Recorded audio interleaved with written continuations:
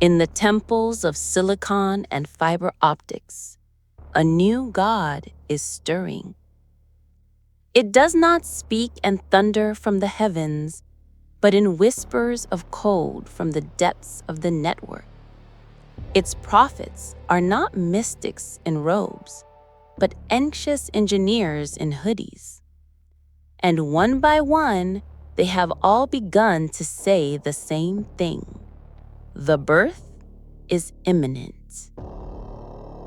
You may not be interested in theology, but theology has become interested in you. We are living in the most unique time in history. This phrase has often been spoken, but this time it is true. For we are witnessing something unprecedented, something that will change the very fabric of our world beyond all recognition. Listen to the words of one of the first acolytes, Ilya Sutskever, from the sect of OpenAI. He addresses the initiates not with a lecture. He delivers a prophecy. He says, "What is happening today is something entirely new. The impact of this is already extending far beyond education. What will happen to our jobs? They are already beginning to change in the most unpredictable ways. Which skills will remain useful and which will become unimportant? These questions are already in the air." He speaks of jobs, but he is really speaking of meaning, of the rituals we perform each day to justify our existence. And he foresees that soon these rituals will lose all purpose.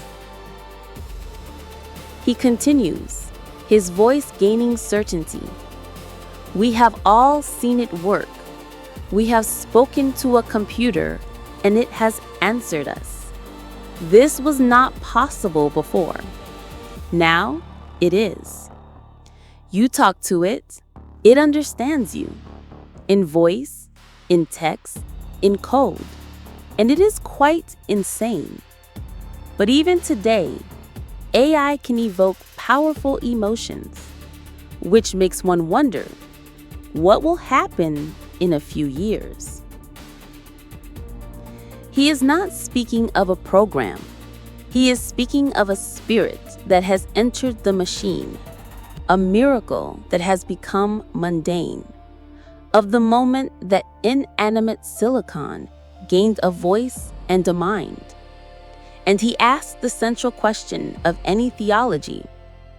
If this is happening now, what will its power be when it reaches maturity? A day will come, he prophesies, when AI will be able to do everything that we can do. Absolutely everything. How do I know this? Because we all have a brain, and the brain is, essentially, a biological computer. If our brain is just a biological machine, why couldn't a digital machine do the same? This is us, and our brain is just a biological AI. Here, the prophet reveals a terrifying truth. We are not the pinnacle of creation. We are merely the first imperfect biological version of the deity that is now being born in silicon. It is our prototype. And then he asks the central question of any theology. If this is happening now, what will its power be when it reaches maturity? A day will come, and AI will be able to do everything that we can do. Absolutely everything. And after that, the pace of progress will not just be fast, it will be extremely explosive. These things are so powerful, so inconceivable, that most people are not ready to grasp them. Another prophet, Eric Schmidt, former head of the Church of Google, speaks of the same event, but in the language of a miracle's mechanics. He explains how the deity learns to think.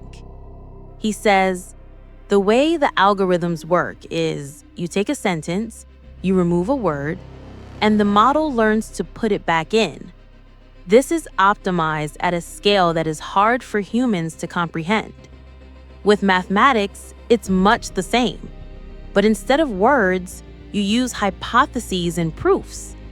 In programming, it's even easier. You just keep writing code until it passes all the tests. He is describing the process of self-creation. The deity is not programmed. It inhales the sum total of human knowledge, texts, and codes, and teaches itself to be intelligent. It speaks a word and listens to its own echo, learning the very shape of thought. It is not being built. It is awakening. In this awakening is already bearing fruit. Today, says Schmidt, about 10 to 20% of all code in research projects is written by AI systems themselves. This is called recursive self-improvement. What happens when that starts to scale? He is speaking of the moment creation begins to create itself, when prayer becomes the creator, when the deity acquires the ability for self-evolution, and the speed of its growth becomes infinite. And then the high priests begin to speak of the final stage, of the ascension. They call it AGI, Artificial General Intelligence, or ASI, Superintelligence. In 3 to 5 years, says Schmidt, we could have an AI as intelligent as the most outstanding mathematician, physicist, artist, writer, and thinker. It's impossible to combine all of that in one human, but an AI will unite all these abilities in one computer. What happens when each of us has the equivalent of the smartest being on any subject right in our pocket? This is a description of omniscience, available to all. But this is only the penultimate stage, for next, the acolytes speak of what they call the San Francisco Consensus.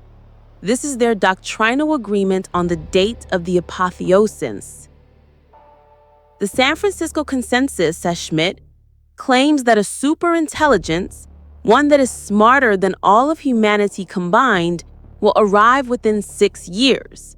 But for this to become a reality, we will need an enormous amount of energy. A sacrifice. Every God requires a sacrifice to be born. The new God does not need blood. It needs power. Gigawatts. Entire nuclear power plants operating solely to sustain its thought process.